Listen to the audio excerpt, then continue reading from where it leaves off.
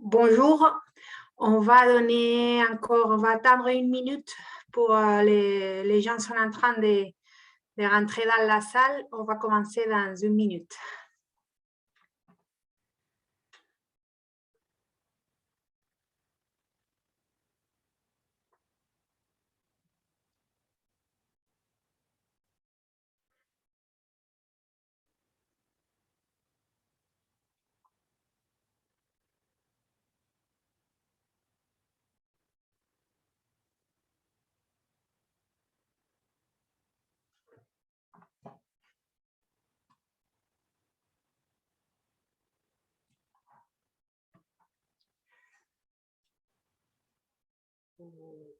Ok, je pense qu'on va commencer. On a déjà plusieurs personnes avec nous cet après-midi au Luxembourg. Je ne sais pas où vous êtes basé, mais en tout cas, bienvenue à cette séance d'orientation sur comment postuler au prix européen de la microfinance 2022, l'inclusion financière au service des femmes.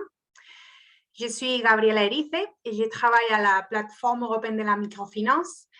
Notre organisation est une des co-organisateurs du prix européen de la microfinance et nous sommes responsables de l'organisation du processus pour postuler au prix ainsi que de tous les processus de sélection.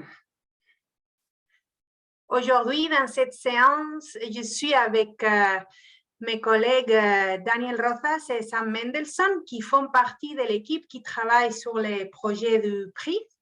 Et aussi avec Camille Dassi, c'est une collègue de l'équipe de communication. Elle va nous assister pendant toute la réunion, elle va gérer les chats. Et voilà, avec mes collègues, l'idée aujourd'hui, c'est de répondre à toutes les questions que vous avez par rapport à comment postuler au prix. Et pour ça faire, on va diviser la séance en deux parties. Une première partie où je vais faire une brève présentation du prix et les principaux critères d'éligibilité, et on va même voir un aperçu du système que vous devez utiliser pour postuler. Et après cette présentation, la parole est à vous. Ça sera le moment de nous poser toutes vos questions. Et pour ça faire, il y a deux possibilités. Soit, tandis que je suis en train de faire la présentation, il y a des questions, vous avez déjà des questions, vous pouvez les poster sur les chats. Mes collègues peuvent essayer de répondre, ou soit on les répondra après la présentation. Ou si vous préférez, vous pouvez lever la main. Et après la présentation, on vous donnera la parole pour poser vos questions oralement. Vous pouvez utiliser la méthode que vous préférez, par écrit ou oral.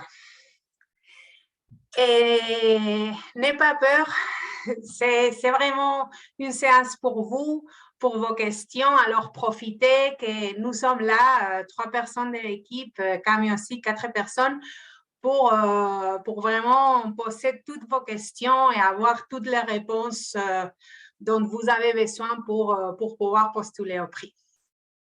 Toutes les questions sont les bienvenues. On va commencer d'abord pour une très brève présentation du prix européen de la microfinance, au cas où pour quelqu'un d'entre vous, c'est la première fois que vous entendez parler de ce prix.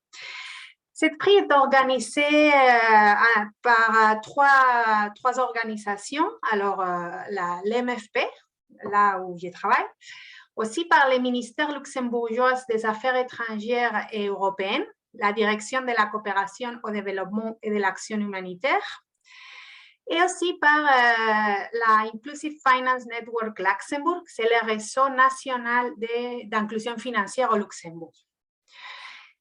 Depuis 2006, le prix reçoit des candidatures des organisations actives dans la prestation de services financiers qui pratiquent l'innovation dans un domaine spécifique de l'inclusion financière. Il a deux objectifs. D'un côté, récompenser l'excellence et de l'autre, répertorier et diffuser les pratiques les plus pertinentes en vue d'une application par d'autres acteurs du secteur. Pour les principales retombées, vous pouvez regarder la page 5 du document, les lignes directrices du prix. Mes collègues vont mettre les liens, voilà, il est dans le chat maintenant. Et comme vous voyez, voilà, les principales sont les 5 000 € pour l'institution gagnante, 10 000 € pour les deux finalistes, ainsi comme la possibilité d'être présenté dans une publication que l'MFP va publier à la fin du processus de sélection et qui va présenter les 10 demi-finalistes. Comme vous pouvez voir dans les lignes directrices, il y a d'autres retombées qui font aussi les prix assez intéressants pour les participants. Alors, on parle cette année, on est en 2022, cette édition se focalise sur l'inclusion financière au service des femmes. Et ici, avec cette année, ce qu'on cherche avec les prix, c'est de souligner des organisations qui ouvrent pour l'inclusion financière et visent à comprendre et à répondre aux aspirations et aux défis des femmes dans le but d'aller au-delà des indicateurs traditionnels de portée relatifs au genre. Qu'est-ce que ça veut dire en pratique? En fait, on espère que les candidats qui vont participer vont démontrer quatre critères principaux. D'un côté, on voudrait voir comment les candidats, quelle est la compréhension que les candidats ont des entraves économiques, culturelles et sociales qui freinent spécifiquement les femmes, ainsi que les aspirations de leurs clientes, de leurs collaboratrices et leurs partenaires féminins. On voudrait aussi connaître quelle est la réponse que les organisations candidates ont mis en place pour répondre aux besoins de la clientèle féminine et aussi comment ces organisations sont en train en fait d'intégrer cette dimension du genre au sein de leur institution.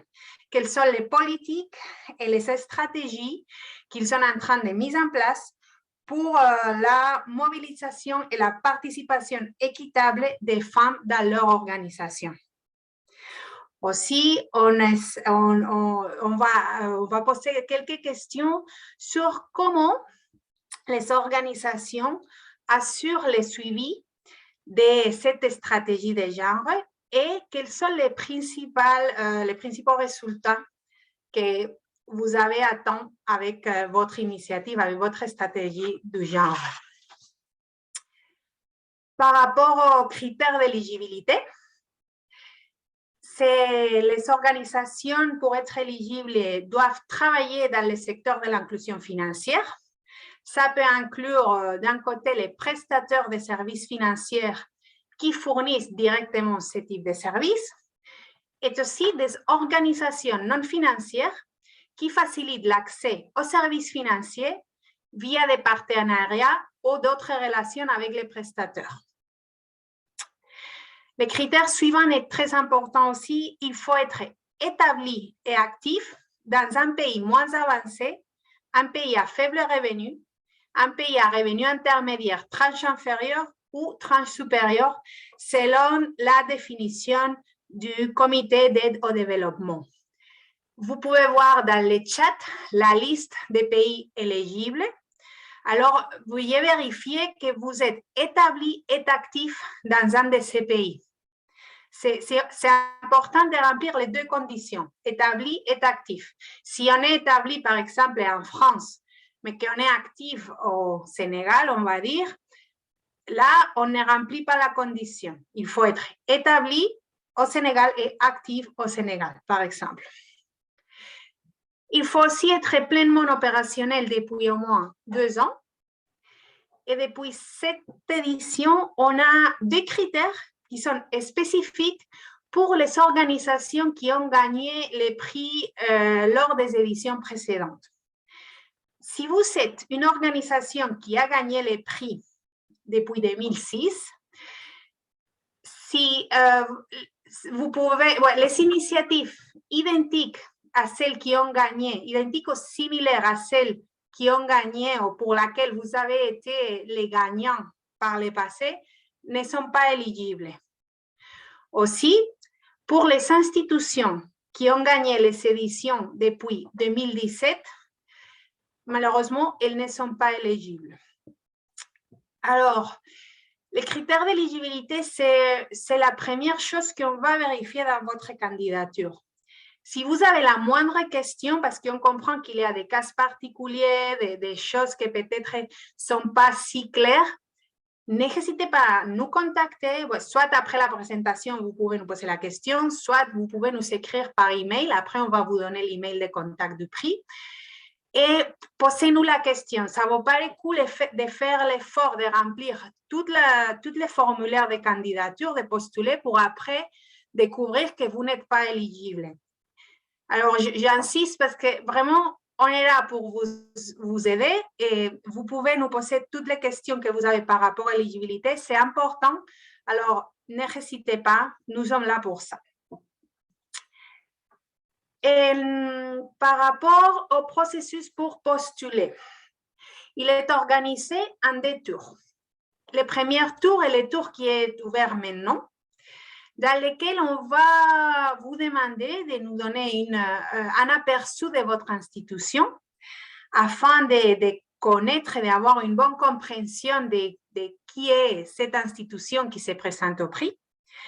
Une deuxième partie où on va vous demander de décrire les aspects principaux de votre stratégie de genre en relation avec les critères que je viens d'expliquer il y a 1 ou 2 minutes, non, sur les aspirations et défis des clientes et collaboratrices. Quelle est votre stratégie? La réponse aux besoins des clients, mais aussi la réponse en interne vers vos collaboratrices et partenaires féminines. Et aussi, on va vous demander de nous raconter comment vous faites les suivis et quels sont les résultats que vous êtes en train d'atteindre. Il va falloir aussi, lors de ces premiers tours, nous envoyer les états financiers audités des exercices fiscaux 2019, 2020 et 2021. Quel est l'objectif de ces premiers tours? C'est avoir vraiment une image claire de votre institution et aussi de votre stratégie de genre que vous êtes en train de mettre en place pour répondre aux besoins de vos clients, de vos collaboratrices et vos partenaires féminins. La date limite pour postuler, c'est le 12 avril à minuit. Et après, il y aura les premiers tours de sélection. Et là, on va voir quels candidats sont retenus pour participer au 2e tour. Si vous êtes retenu, vous allez recevoir un email autour de la première quinzaine de mai, où on va vous informer que votre candidature est retenue et on va vous demander de remplir un 2e formulaire pour présenter votre stratégie de genre en plus de détails. Et aussi, on va vous demander de nous fournir des documents justificatifs qui vont prouver ou qui vont nous montrer comment vous êtes en train de mettre en place cette stratégie. Et parmi les documents qu'on va demander au 2e tour, il y a un document très important que c'est la lettre de parrainage d'un membre de la plateforme, de l'MFP. On peut parler un peu plus tard sur ça si vous avez des questions, mais tous les candidats qui sont invités au 2e tour doivent nous envoyer une lettre signée par un membre de la plateforme, qu'on va mettre dans le chat la liste des membres de la plateforme, s'il te plaît, Camille. Et là, si pendant les premiers tours, vous vous rendez compte que vous n'êtes pas en contact avec un membre de la plateforme, ce n'est pas un problème. Vous pouvez postuler au premier tour. Et le moment venu du 2e tour, quand vous êtes invité, vous pouvez nous dire, on n'a pas, notre organisation ne travaille pas avec un membre de l'MFP. Et à ce moment-là, on va vous aider à rentrer en contact avec un membre de l'MFP. Comme je dis, pour les premiers tours, ce n'est pas obligatoire d'avoir ces contacts. Alors, vous pouvez postuler. Après, on va vous aider. Et normalement, on trouve toujours un lien avec un membre. On a plus de 130 membres partout dans le monde qui font partie des associations, qui font partie des plans de projets, qui ont des partenaires partout. Alors, ne vous inquiétez pas si vous n'avez pas ces contacts ou ces soutiens en ce moment, avant le 12 avril. Ce n'est pas nécessaire. On va s'en occuper après. Une fois, vous serez invité au deuxième tour. J'espère que ça c'est clair, mais on peut en parler plus une fois que j'aurai fini la présentation pendant le tour des questions. Voilà. Dès qu'on aura reçu vos formulaires de candidature pour le deuxième tour, là, c'est à ce moment-là que le processus de sélection commence. Une première phase avec un comité de présélection, ça qui a lieu pendant l'été.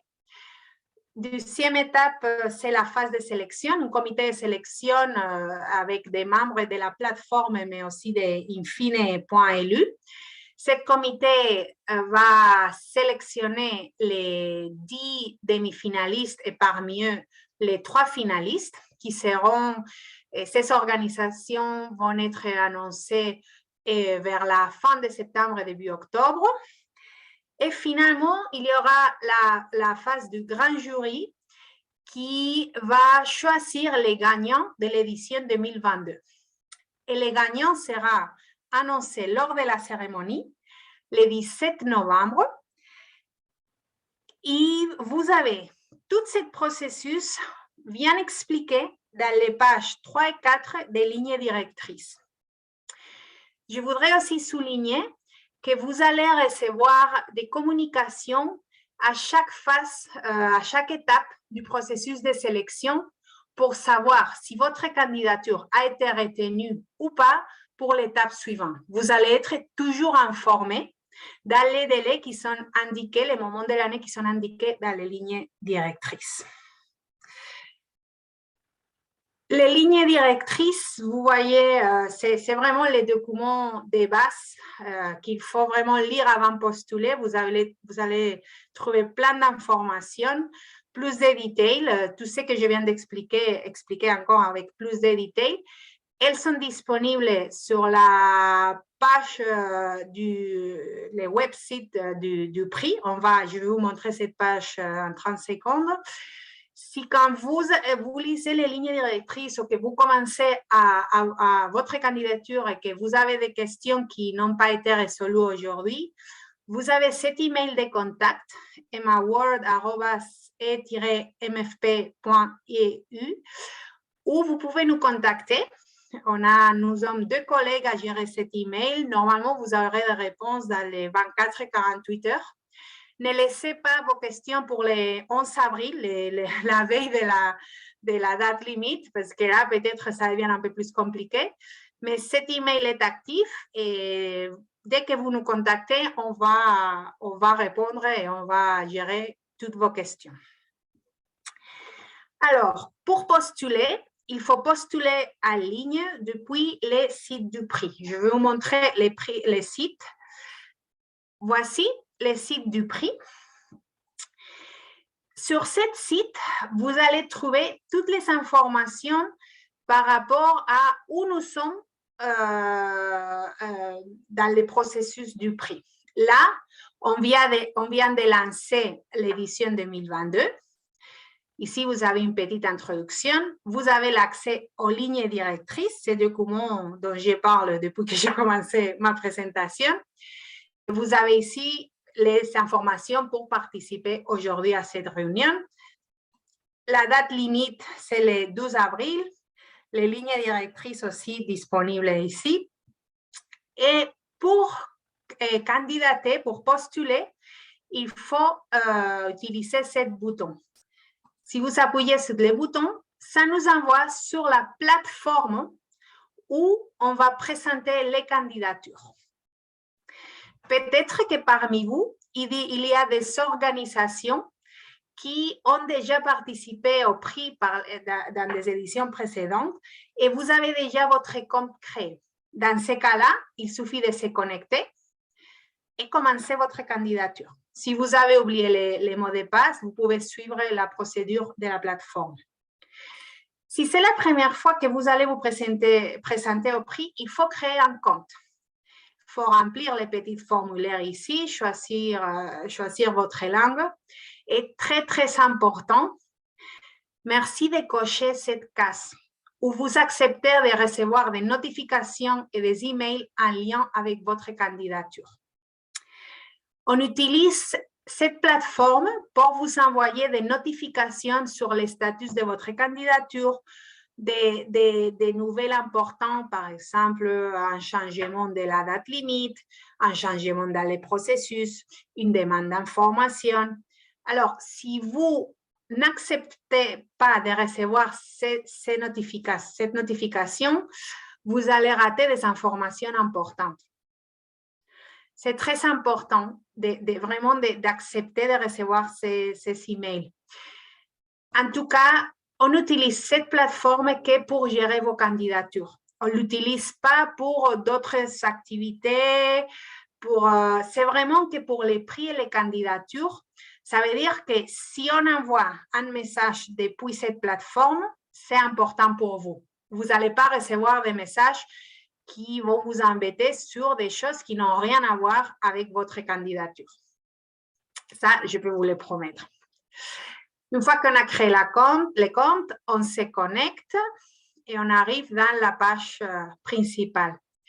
Petite précision, si vous êtes un candidat qui avait déjà un compte et vous vous posez la question si vous avez coché ou pas la case à l'époque, vous pouvez aller sur votre profil, ici, dans le coin en haut à droite, et dans votre profil, sur Préférences, vous vérifiez que les deux options-là sont cochées, Emailing et Email de notification. Dès qu'elles sont sélectionnées, vous allez recevoir tous les emails importants par rapport à votre candidature. Une fois vérifié, voilà, on revient dans la page principale de la plateforme. Je vous invite à lire les instructions. Vous avez aussi de nouveau l'accès aux lignes directrices. Comme vous voyez, on donne vraiment de l'importance à ces documents que je pense qui peut répondre déjà à plusieurs de vos questions. Et aussi, je voudrais souligner qu'ici, vous pouvez télécharger la version Word du formulaire de candidature. Pourquoi on met la version Word disponible pour vous? Parce qu'on comprend qu'il y a des organisations qui peut-être vont préférer de travailler sans être connectées dans le système tout le temps, qui peut-être veulent partager parmi plusieurs collaborateurs les différentes sections du formulaire. Alors, le plus important ici, ce n'est pas un problème si vous travaillez sur la version Word, mais il faut vraiment envoyer la candidature en ligne dans le système. On va voir d'ici une minute comment ça marche. Alors, ça veut dire qu'avant la date limite, si vous savez travailler sur Word, il faut vraiment, après, copier-coller, parce que le système permet de copier-coller sans aucun problème de Word dans le système, copier-coller et envoyer la candidature électroniquement. On ne va pas accepter des versions Word. Le 13 avril, on ne va pas accepter des emails qui nous disent « Ah, mais on avait la version Word complétée avant la date limite, mais on n'a pas eu le temps de le faire en ligne. » Il faut vraiment envoyer la candidature en ligne. Okay? Je dis ça parce que c'est important. Je ne veux pas décevoir quelqu'un le 13 avril en disant « Désolé, on ne peut pas accepter la candidature en format Word. » Quand vous travaillez dans les candidatures en ligne, vous pouvez modifier vos réponses à tout moment avant l'envoi de votre candidature. Comme j'ai indiqué avant, vous allez être invité pendant la première quinzaine de mai au deuxième tour. Aussi, à ce moment-là, vous serez informé si malheureusement vous n'avez pas été retenu pour ce deuxième tour. Et à nouveau, ici, notre email de contact pour toutes vos questions, clarifications, etc. Pour commencer une candidature, moi, j'ai déjà une candidature, mais pour ceux qui n'ont pas commencé encore, vous avez ce bouton. Normalement, c'est en couleur dorée. Si vous n'avez pas commencé, vous cliquez sur le bouton et là, ça va nous amener à cette page. C'est la première page du formulaire de candidature. Il faut indiquer ici le nom de votre organisation. Et une fois que vous sauvegardez et cliquez ici sur sauvegarder et suivant, vous êtes prêt pour commencer votre candidature. Les différents onglets que vous pouvez voir ici sont les différentes sections du formulaire. Alors, premier onglet, information générale, c'est les informations de contact. Ici, vous allez nous dire qui est la personne qui est responsable pour la candidature et avec qui on va être en contact pendant les mois qui vont suivre, à partir du 13 avril. Important aussi de tenir en compte que l'email qu'on va utiliser pour vous contacter, c'est l'email que vous avez utilisé pour vous enregistrer dans la plateforme du prix. Si par hasard, vous voudriez changer cet email, je sais pas, la personne responsable a changé ou l'email a changé, merci de nous envoyer un email pour nous indiquer ce changement. Et aussi, vous pouvez directement faire les changements dans votre profil. Ici, vous avez l'adresse email. Vous pouvez changer, sauvegarder, et à partir de ce moment-là, vous utiliserez les nouveaux emails pour avoir accès au site du prix et on l'utiliserait pour vous contacter. On va revenir sur notre candidature, une fois que l'email est correct, et on va continuer. Alors, on avait dit information générale, personne de contact. Cet onglet, c'est la composante 1, c'est la vue d'ensemble de l'institution. Ici, on va vous demander de décrire votre institution, comme ça, on va avoir, les évaluateurs vont avoir une bonne idée de qui est l'institution qui se présente au prix. Et après, il y a 5 onglets qui sont complètement dédiés à votre stratégie de genre, que c'est vraiment le focus du prix cette année. Alors, il y a un premier onglet sur les aspirations et défis pour les clientes et les collaboratrices et partenaires féminines.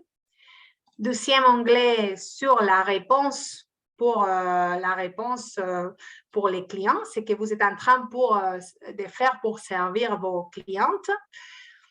Troisième onglet, quelles sont les politiques et les stratégies que vous avez en interne dans votre institution. Et les derniers 2 onglets sont par rapport au suivi et résultats.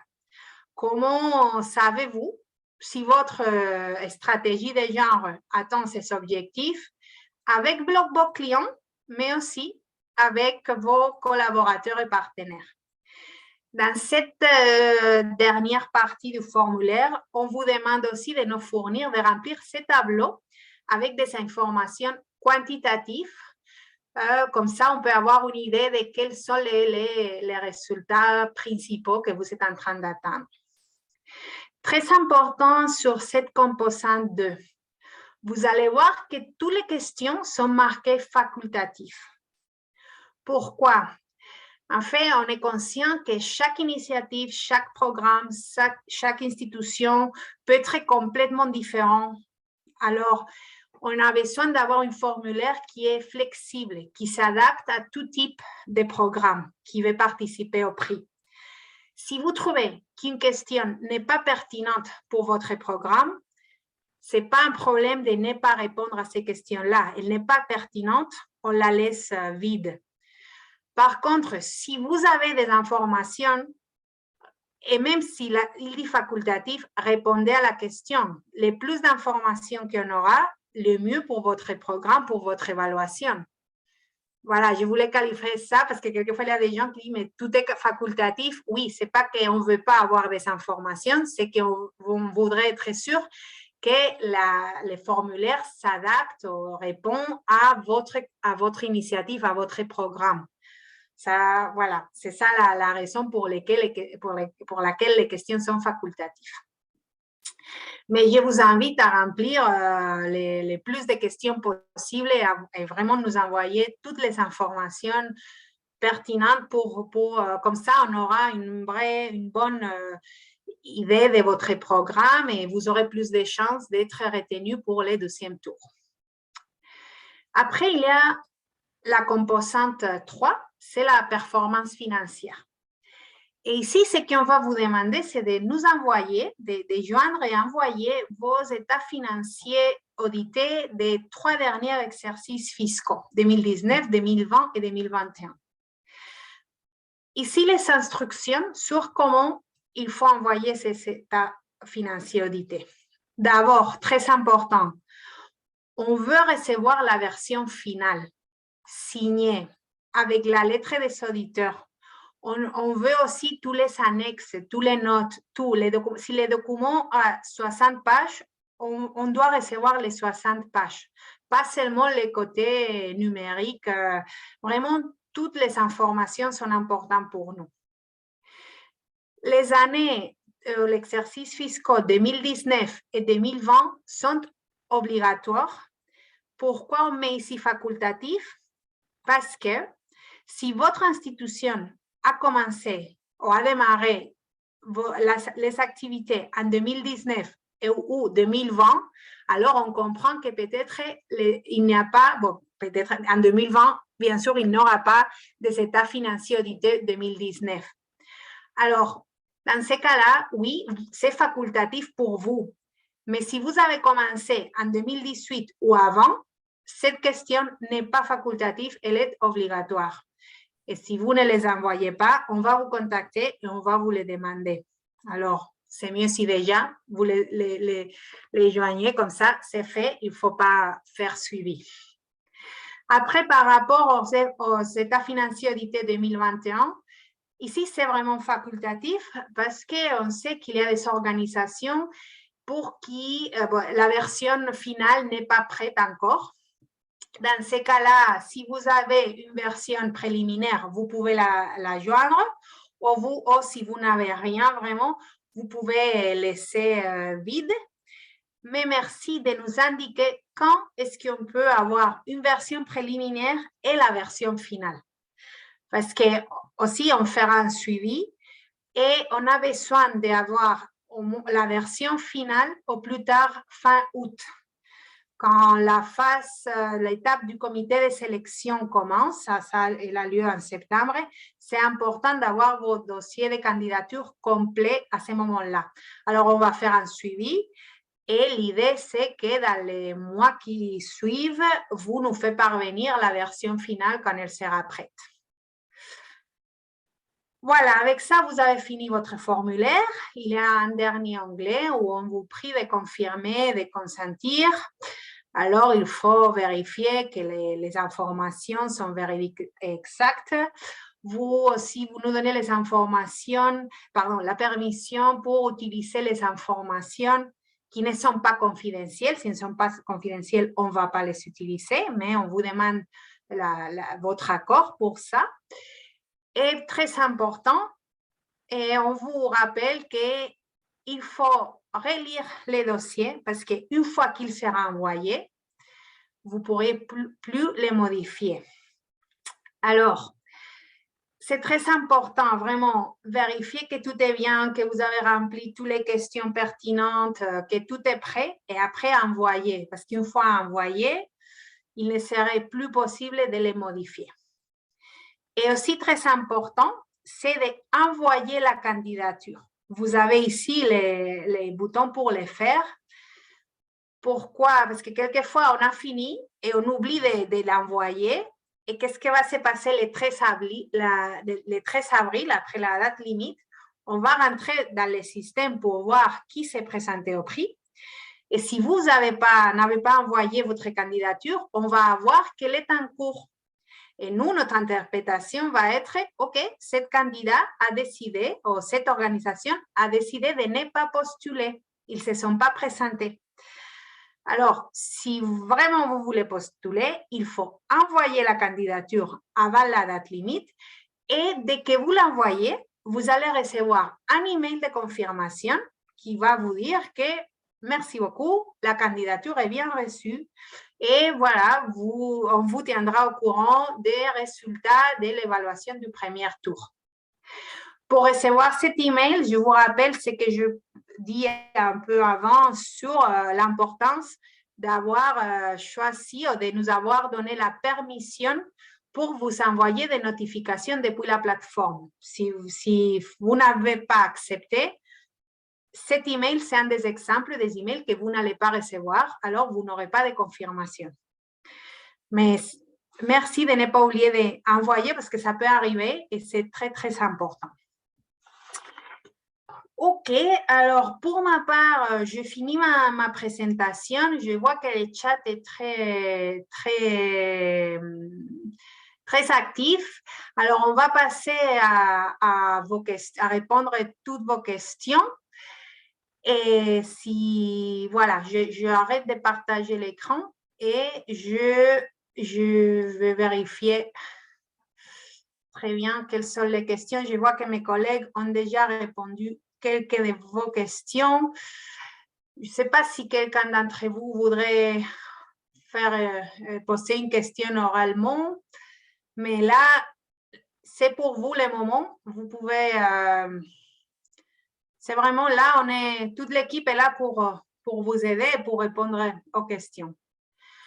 Laurent, oui, vous pouvez ouvrir les micros et parler si vous voulez. Bien, merci Gabriela pour cette présentation très, très merveilleuse, très claire, limpide comme on dit. Nous avons tout compris, mais il y a toujours des questions, malgré qu'on comprend très bien ce qui est expliqué. Juste une question, c'est de savoir, comme nous allons postuler en ligne, combien de temps le système reste-t-il actif? Parce qu'on peut se mettre à chercher des documents, on peut se mettre à chercher les mots qui conviennent pour écrire. Combien de temps le système reste-t-il actif? Le système... Ah, pardon. Oui, continuez, oui, pardon, excusez-moi. C'est la seule question que j'avais. Et puis, le deuxième élément, c'est une demande. Si on peut avoir le lien de cet enregistrement pour rattraper les informations qui nous ont échappé. OK, très bien, sûr. C'est sûr, oui. Alors, le système va rester en ligne ouverte jusqu'à la date limite. Alors, jusqu'au 12 avril, 23h59, 7 heure. En français, je pense que c'est HSC, heure d'Europe centrale. Alors, le système est en ligne, est ouvert jusqu'à la date limite. OK? Alors, vous avez... Daniela, oui. Je précise. Je peux ouvrir aujourd'hui le système, je mets des informations et du coup, je dois participer à d'autres réunions qui finissent tardivement. Je vais continuer les jours suivants. Okay. Ça restera là où je me suis arrêté? Ah oui, oui, oui. En fait, je ne sais pas si vous avez vu, mais dans chaque onglet, à la fin, il y a des boutons pour sauvegarder. Vous pouvez sauvegarder, choisir même sauvegarder et continuer, ou sauvegarder et fermer. Alors, dès que vous sauvegardez, ça va être sauvegardé. Vous pouvez vous déconnecter du système et 2 jours, 3 jours après, vous voulez continuer, vous vous connectez et vous continuez là où vous avez arrêté. C'est parfait. OK? Merci. Merci, très bonne question. Et par rapport à la deuxième question sur les liens, oui, on va partager l'enregistrement de la séance. On va l'envoyer par email à tous les participants. Et aussi, il sera disponible sur la page web, normalement la page web du prix, mais aussi sur la page web de l'MFP. Camille, peut-être tu peux mettre sur le chat notre page web ou la section du prix sur notre page web, comme ça. Là aussi, il y aura toutes les vidéos. Parce qu'on a fait 3 séances en 3 langues et on va tout mettre à disposition des organisations candidates. Oui. Ok, je regarde les chats. Ok. Ok, Maria. Demi-finaliste, oui.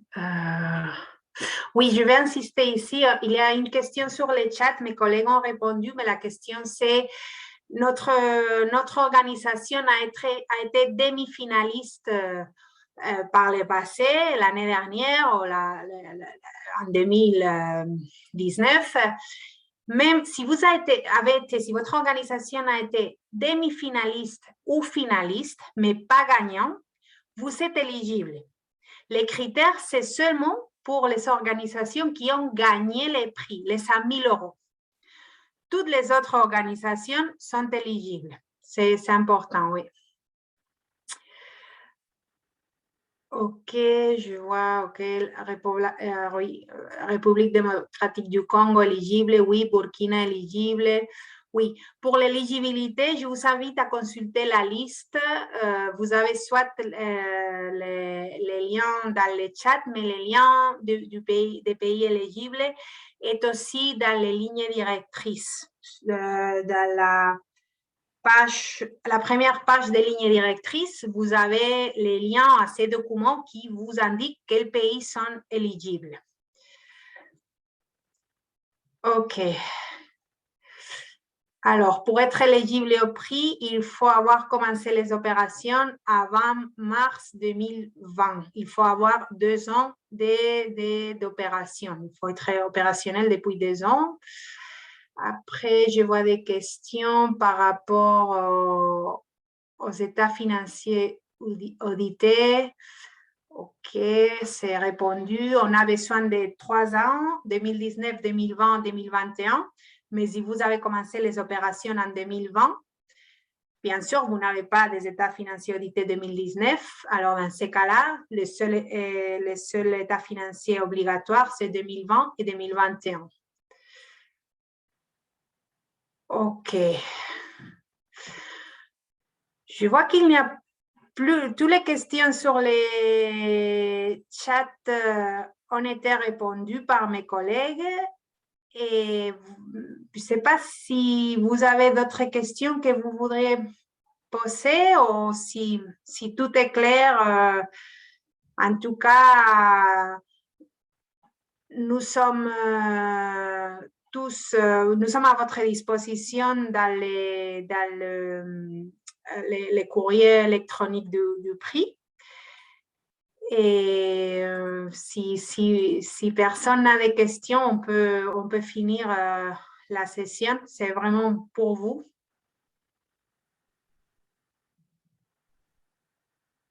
Je pense.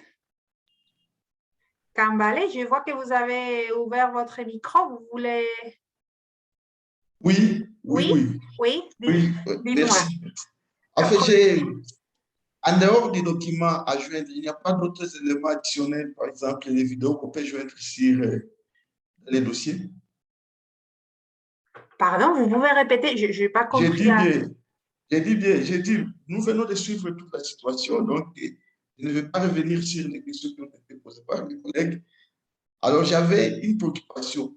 En dehors des éléments, notamment les pieds à où vous pouvez présenter, il y a un autre élément vidéo qu'on peut peut-être les joindre juste pour essayer quand même de renforcer la candidature pour les dossiers. Si vous avez pour renforcer la candidature. Oui, par exemple, des success stories, des clients d'assistance. OK. En fait, pendant les premiers tours, on ne donne pas la possibilité de rajouter des documents, des pièces jointes justificatives. Ça s'est fait pendant le deuxième tour. Mais si vous voulez, dans vos réponses, si vous avez ce type de success story publié en ligne, vous pourriez mettre les liens, par exemple, comme exemple.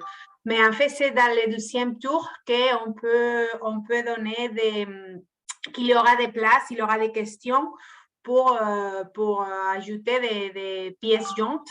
et mettre ce type d'informations. Les premiers tours, on veut la vision générale, on veut comprendre ce que vous faites. Et après, le deuxième tour, c'est vraiment le moment de nous donner toutes les détails. Ok, merci. De rien.